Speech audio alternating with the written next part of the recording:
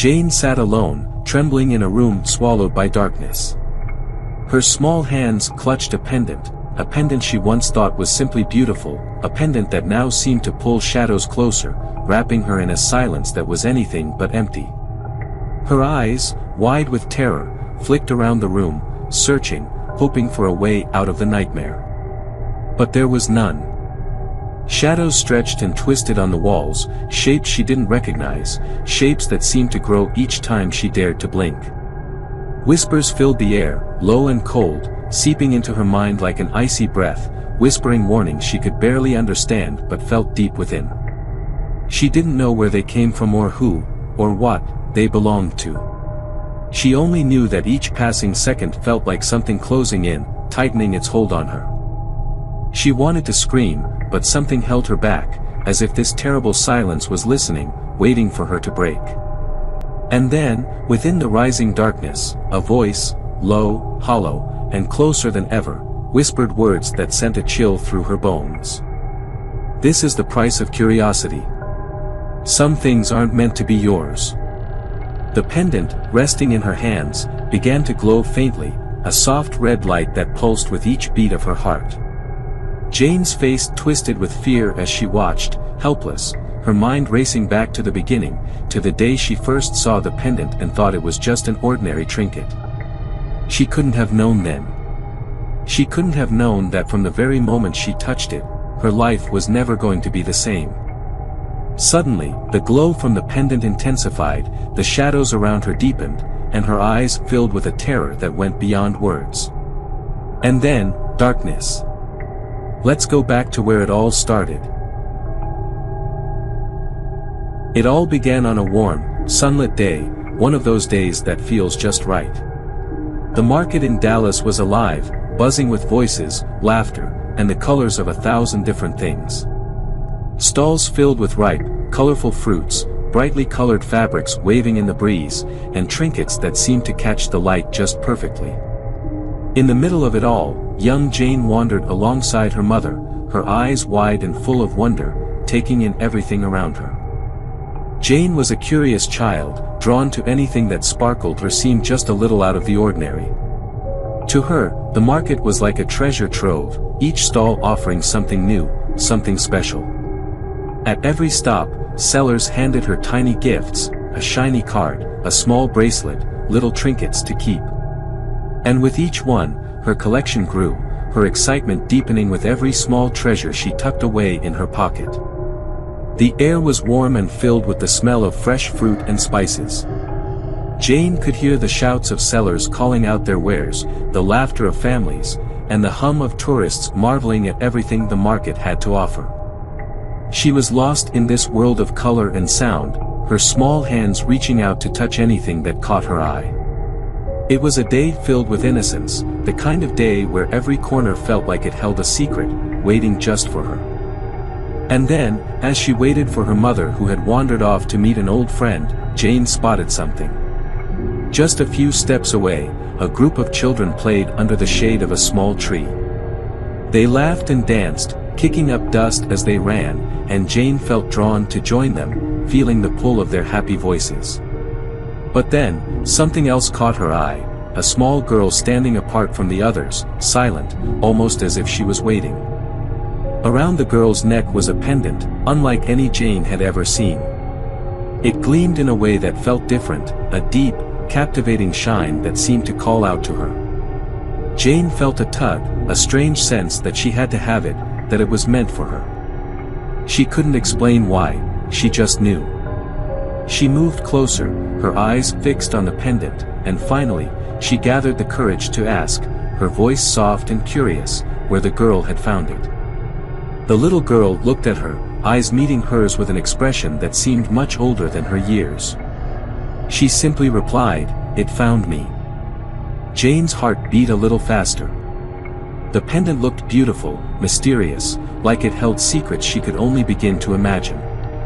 She felt an urge to hold it, to make it hers. She offered a trade, her small voice almost pleading, willing to give anything from her own collection just for a chance to wear it, to feel its weight against her skin. The girl looked at Jane's outstretched hand, full of trinkets and tokens collected from the day. And slowly, she nodded, slipping the pendant from her neck and placing it in Jane's open hand. As she did, she leaned in close, her voice barely a whisper, saying words that would stay with Jane long after the day was done. "Take it, but remember, some things find you for a reason." Jane held the pendant, her fingers wrapping around it as if it held all the wonders of the world. She could feel its smooth, cold surface against her skin, and in that moment, she felt a thrill, a strange excitement that washed over her. She looked up, ready to thank the girl, but the words stopped in her throat. The girl was already walking away, fading into the crowd, leaving Jane standing alone, clutching the pendant in her hand. She didn't know it then, but the moment she touched it, her life had already changed in ways she could never have imagined. That simple, innocent trade was only the beginning, a quiet first step down a path she was now bound to follow. Would you trade for something that caught your eye, even if it felt strange? As Jane moved through the market, caught up in its lively world of colors and sounds, she didn't notice, at first, the quiet figure standing alone just a few steps away. It was a small girl, standing slightly apart from a group of children playing nearby, watching them but not joining in, her gaze steady and focused. Around her neck hung a pendant, one that shone with a peculiar light, even in the full glow of the afternoon sun. It wasn't like any of the charms or collectibles Jane had gathered that day, it held a look and a presence all its own. Something about the pendant drew Jane in. It was almost as if it was meant to be noticed, a small yet captivating piece that seemed out of place among all the everyday objects around her. She moved closer, her attention caught, unable to look away from the pendant's strange shine. There was a pull she couldn't explain, a feeling that if she just reached out her hand, she could somehow make that pendant hers. It felt like an invitation, silent, mysterious, waiting for her to accept. Finally, standing just a few steps away, Jane gathered the courage to ask. Her voice came out in a soft whisper, almost hesitant, as though she knew her question might not have a simple answer. "Where did you get that?" she asked, her eyes fixed on the pendant as it hung from the girl's neck, the way it caught the light just right, as though it were holding a secret of its own. The girl looked at her, eyes meeting Jane's with a look that was strange, almost knowing, in a way that didn't seem to fit her young face.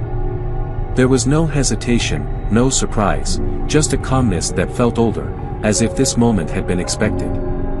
"It found me," she replied, her voice soft but certain, and somehow those words felt both ordinary and deeply strange.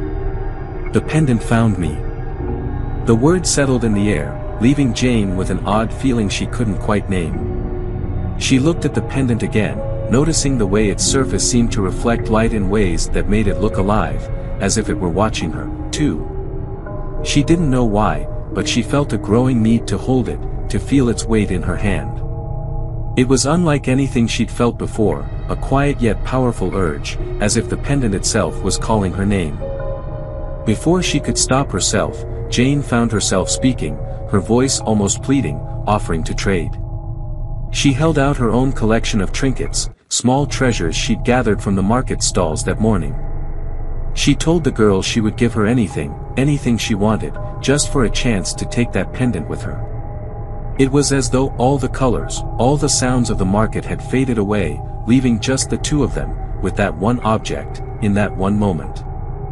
The girl watched Jane's outstretched hand, her gaze calm, almost as if she'd known that Jane would ask. Then, with a slow, deliberate movement, she reached up, lifted the pendant from around her neck, and placed it in Jane's open hand. As she did, she leaned in close, her voice dropping to a near whisper, words that felt like they held more meaning than Jane could understand. "Take it," the girl said softly. "But remember, the pendant finds who it wants." Jane's heart raced as she felt the pendant rest in her hand, cold against her skin. She couldn't help but feel that there was something strange in the weight of it, something that set it apart from everything else she had collected that day. She looked up, ready to thank the girl, but found that she was already walking away, disappearing into the crowd without a second glance. Jane stood there, her hand wrapped around the pendant, feeling its cool, heavy surface. She didn't know what it was about the pendant that held her so tightly, why it felt like it belonged to her even though she'd only just touched it. All she knew was that from the moment she held it, something inside her felt different, as if a part of her had changed in some way she couldn't explain. Have you ever felt a pull towards something you couldn't explain? After a long day at the busy market, Jane and her mother returned home, arms full of groceries and small treasures collected throughout the day. But Jane's mind wasn't on the colorful trinkets or the little keepsakes she'd gathered, it was on one thing and one thing only, the pendant. As soon as she walked through the door, she hurried to her room, eager to be alone with her new prize, holding it carefully in her small hands as if it were the most precious thing in the world. Jane sat on her bed, turning the pendant over, studying every curve and line as if it held answers to questions she didn't even know she had. There was something about it, something she couldn't explain. She thought of the girl's strange words, "It found me." Now, holding it herself, Jane felt an odd certainty that the pendant had found her, too. As her fingers brushed the surface of the pendant, a faint hum seemed to fill the room, a sound so soft it was barely there, almost like a quiet heartbeat, pulsing just beneath the surface. Jane paused, her breath catching, wondering if she'd imagined it. But there it was again, faint and steady, as though the pendant itself was alive, breathing with its own silent rhythm. She felt her skin tingle, a slight chill moving through her fingers, up her arms, reaching down into her spine. The room seemed to shift, just slightly. The shadows felt darker, heavier, as if they were stretching toward her, drawn by the same pull that had brought her to the pendant. The lights flickered once, twice, casting strange patterns across the walls, and for a split second, Jane thought she saw a figure in the corner of her eye, just a shape, a shadow. But when she turned to look, it was gone. Only her reflection in the mirror across the room, staring back, the pendant's faint glimmer reflected in her eyes. She tried to shake off the strange feeling, telling herself it was just her imagination, but she couldn't ignore the coldness that seemed to seep into the room, a chill that didn't come from any open window or draft. It was as if the air itself had shifted, thickening, filling with something she couldn't see but could feel all around her. Every time she touched the pendant, the chill grew stronger, and the room seemed to close in a little more, shadows deepening, moving ever so slightly. A faint whisper drifted through the room, so soft that Jane barely heard it. It was just a sound, like a distant echo, a voice calling from somewhere far away. She looked around, half expecting to see someone there, but of course, there was no one. She was alone, yet somehow, it didn't feel that way. The pendant seemed to grow warmer in her hand, as if responding to the whisper, pulsing gently against her skin. She wanted to let go, but her fingers tightened around it involuntarily, holding onto it as if it held her there. The whispers faded, leaving behind a silence that felt heavy, as though the room itself was waiting. Then, a sudden gust of cold air swept through the room, making her shiver, and the door creaked slightly as if nudged by an unseen hand. Jane looked down at the pendant, its faint glow pulsing with that steady rhythm, a heartbeat that matched her own. She didn't understand why, but she felt an unbreakable bond with it, something that tied her to it in a way she couldn't explain. As the light flickered once more, and the shadows seemed to stretch ever closer, Jane's mind raced. She wondered if she'd made a mistake, if perhaps this was more than just a pendant, more than she'd bargained for.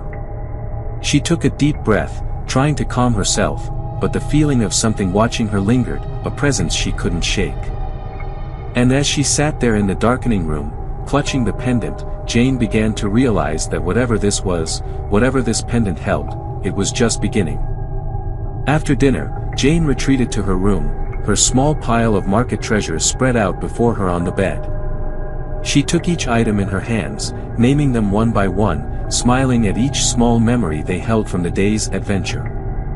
A tiny card from the fruit vendor, a shiny button from a kind old woman, a small wooden charm, each piece unique, each one a reminder of the market's bustling energy and warmth. Finally, her fingers reached the last item, the pendant. She paused, feeling its weight in her hand, that strange, cold heaviness that had lingered since she first touched it. She looked closer, running her thumb over its smooth, dark surface, remembering the girl's eerie words from earlier, "It found me." But it was the other words that seemed to echo louder now, words that sent a shiver through her. "A pendant, from hell." The words left her lips almost in a whisper, hesitant but firm, as if she were saying something she'd known all along. "Pendant from hell," she repeated, her voice just loud enough to hear in the quiet of her room. And then, as if answering her call, the pendant responded. A faint glow appeared at its tip, a subtle yet unmistakable light, pulsing softly in the dimness of her room. Jane's eyes widened, a mixture of awe and confusion crossing her face as she stared at the pendant in her hand, its glow casting a faint red light that flickered like a tiny, hidden fire. She couldn't look away, mesmerized by the strange, otherworldly shimmer that had suddenly come to life. Then, a sound, a whisper, faint yet clear, drifting through the air like a voice carried on a cold breeze. "You called."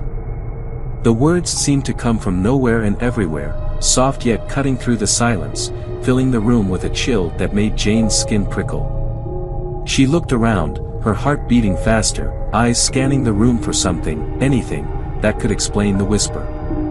But there was nothing. Just her, the pendant, and that fading glow. She blinked, and as quickly as it had appeared, the glow at the pendant's tip faded away, leaving her room bathed in its usual stillness. She waited, heart pounding, wondering if she'd imagined it, if the whisper had been her own mind playing tricks on her. But the silence that filled the room now felt different, as if it held a new weight, a presence that hadn't been there before. Slowly, Jane lowered the pendant, her hand trembling slightly. She tried to shake off the strange feeling, telling herself it was all in her head, just a trick of the light. But even as she lay down to sleep, pulling the covers up and closing her eyes, the pendant's cold weight seemed to stay with her, pressing into her skin as if reminding her that it was still there, still waiting. In the darkness, her thoughts spun, unable to let go of what she'd heard, of that faint whisper that had seemed so real. She couldn't shake the feeling that something had changed, that the moment she'd named the pendant, she had crossed an invisible line, a line that couldn't be undone. What would you do if an object glowed the moment you named it? In the days that followed, Jane found herself drifting into a strange, uneasy rhythm. Her mind would wander back to the pendant, drawn to it like a thread that she couldn't snap, something woven tightly into her thoughts. She tried to go about her days as usual, but it was as if the pendant had cast a shadow over her life, a shadow that grew darker with each passing day. At first, it was the shadows. Simple things, easily brushed off. She would walk down the hall, and a flicker would catch her eye, just at the edge of her vision. Turning quickly, she'd see nothing but stillness, just the usual shapes and furniture of her home. But she couldn't ignore the way these shadows seemed to move, stretching across the floor, creeping along walls, almost, watching her. She told herself it was her mind playing tricks, but each time it happened, that cold, prickling sensation crept up her spine, leaving her feeling exposed, as though something else was sharing the space with her. Then came the whispers. It started softly, a barely there murmur that Jane could almost ignore. She'd be alone, perhaps sitting in her room or walking down a quiet hallway, and she'd hear it, a faint sound, like voices far away, just on the edge of hearing. But each time, the whispers grew a little louder, a little clearer. Sometimes they sounded like laughter, low and mocking. Other times, they sounded almost like her own name, spoken softly, yet with a weight that made her heart race. Each night, the whispers seemed to follow her to her bed, fading only when she fell asleep, but then her dreams began to shift, too. The nightmares crept in quietly at first. Dark, confusing shapes, flashes of the pendant's glow in her mind as she drifted between sleep and wakefulness. But soon, the dreams became vivid, terrifyingly real, pulling her into a place that felt far from her own bed, far from her own mind. She'd find herself back in the market, in that same crowd of people, yet everything was different. The colors were faded, the air thick and heavy, and there, in the midst of it all, she would see the girl. The girls stood in the shadows, watching her with eyes that seemed older than they should have been, eyes that held something Jane didn't want to understand. Each time, the girl would speak, her voice echoing through the dream, soft but chillingly clear. "The pendant is not yours to keep," she'd say, her voice a warning that left Jane feeling cold, an iciness that stayed with her even after she woke up. Jane would jolt awake, drenched in sweat, heart pounding, the girl's words still echoing in her ears. She'd sit up, catching her breath, trying to shake off the weight of the dream, but the fear lingered, settling into her chest, refusing to fade. She found herself reaching for the pendant, clutching it as if it could protect her, even though deep down, she felt as though it was the source of everything she was feeling. The shadows grew bolder, moving when Jane was wide awake, slithering along walls, stretching toward her as if drawn by an invisible force. Sometimes she would see them just out of reach, flickering along the edge of her vision, but other times they seemed almost close enough to touch, reaching toward her like grasping fingers. She'd freeze, heart pounding, watching them with a strange, helpless dread, knowing that they shouldn't be moving, that shadows weren't supposed to act on their own. The whispers became louder, filling the silence around her, lingering in her ears even when she tried to block them out.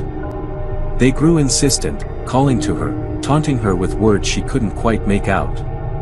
But each night, as she lay in bed, the whispers would grow louder, a murmur that filled her room until she couldn't ignore it.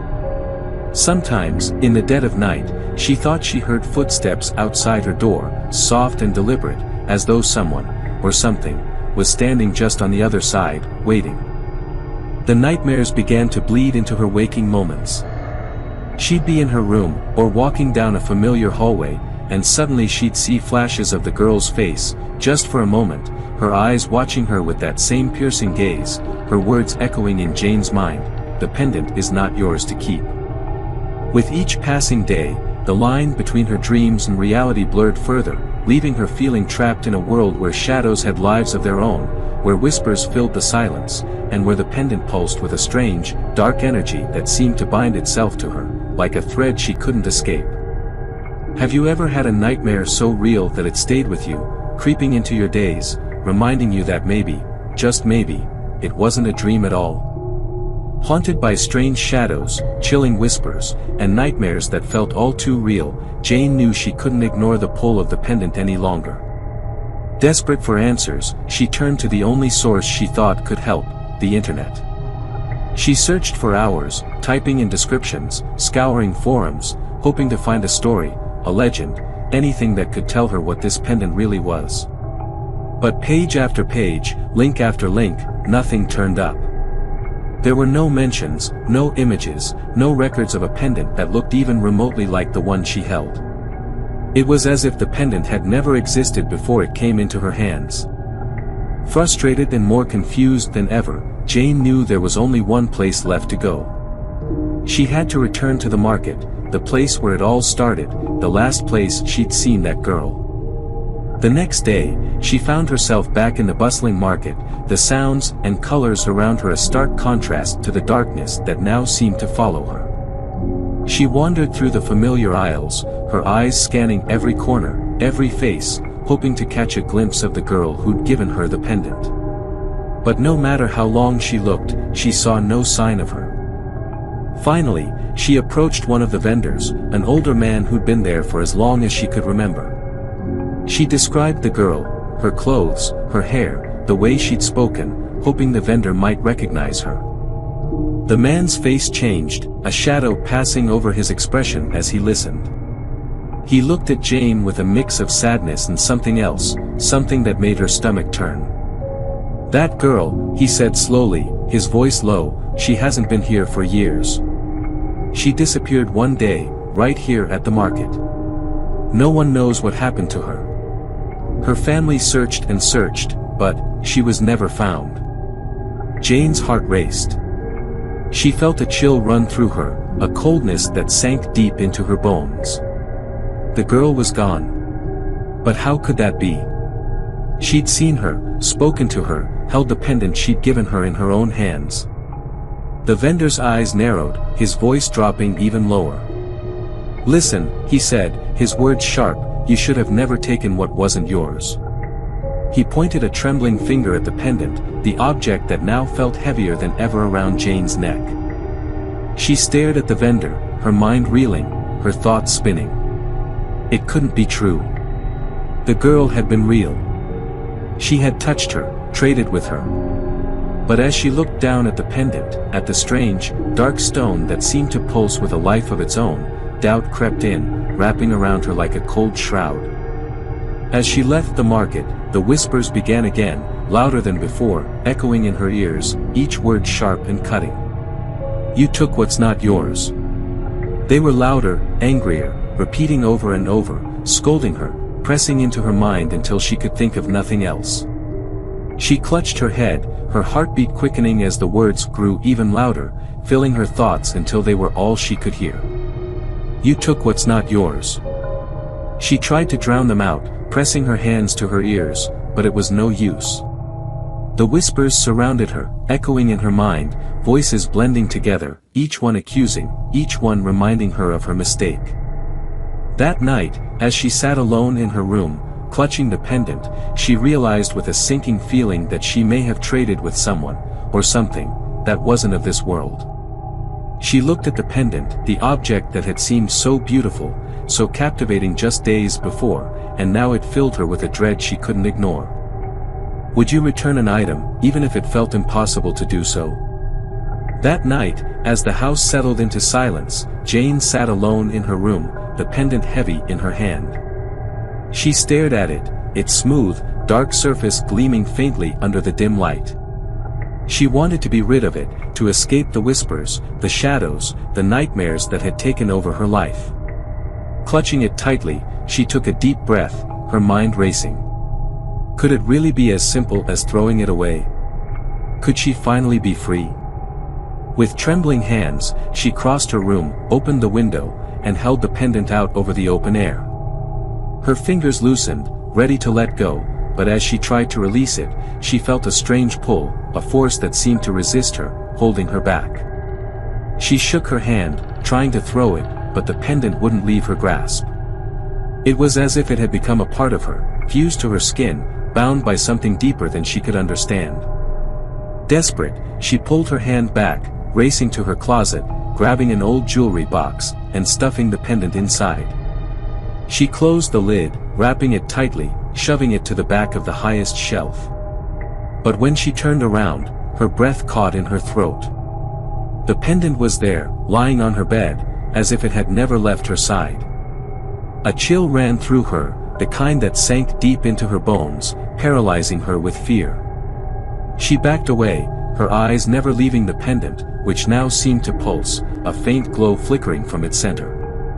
Shadows crept along the walls, stretching and shifting, moving toward her like silent, patient figures drawn to her fear.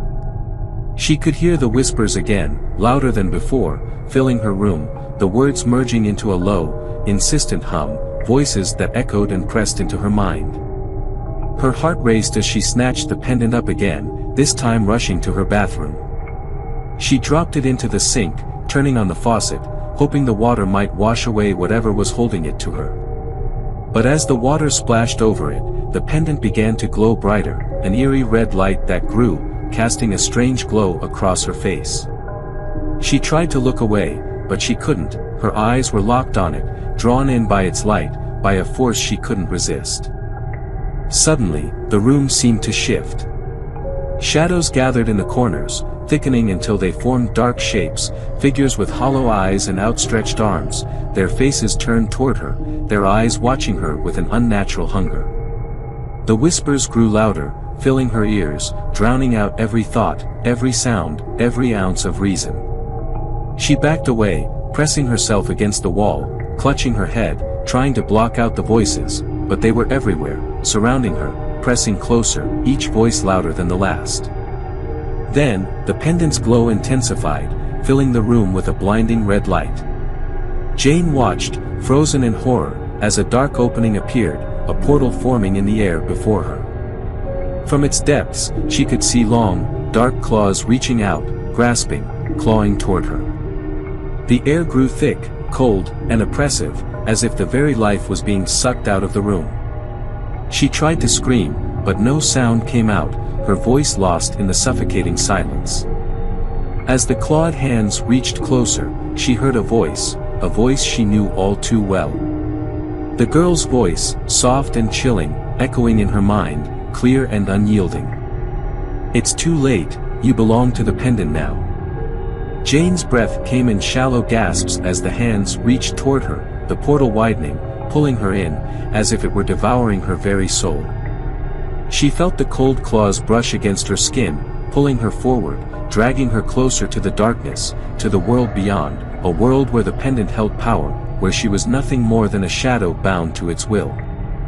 Her vision blurred, the shadows closing in, the whispers merging into a single, unending scream.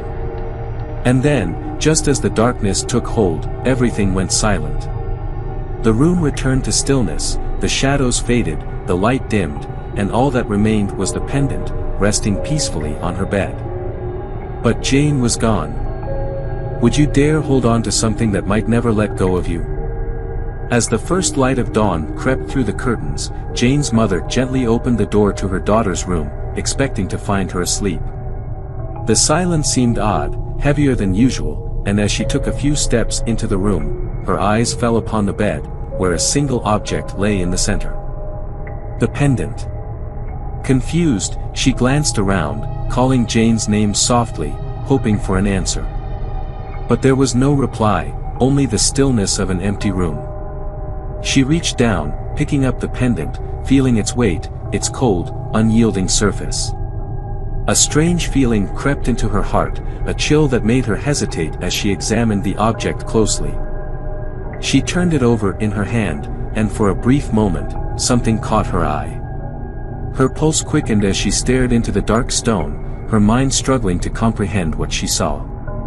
Reflected deep within the pendant's smooth, shadowed surface was an image, a small, terrified face.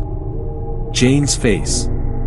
Her expression was frozen in fear, her mouth open in a silent scream, her eyes wide and pleading. With a gasp, her mother dropped the pendant, the cold realization dawning on her. Jane wasn't just missing. She was gone, trapped somewhere beyond reach, her fate sealed by the very object she'd been so drawn to. The pendant lay still on the bed, its dark surface once again calm and smooth, hiding its secrets, holding its captive. A chill hung in the air, as if the room itself held its breath, mourning in silence. Jane's mother stepped back, her heart pounding, feeling the weight of what she could never fully understand. She knew one thing, though, the pendant was nothing ordinary. It was a doorway, a passageway to somewhere dark, somewhere that no one should ever venture. The screen fades, the pendant's shadow cast over the empty bed, a reminder of the cost of curiosity. Would you dare keep the pendant, knowing its curse? Do you believe objects can be cursed? Share your thoughts below, and subscribe for more chilling tales. What would you do if you found something like this? Like, comment, and hit that subscribe button for more stories that leave you wondering, what lies beyond the ordinary.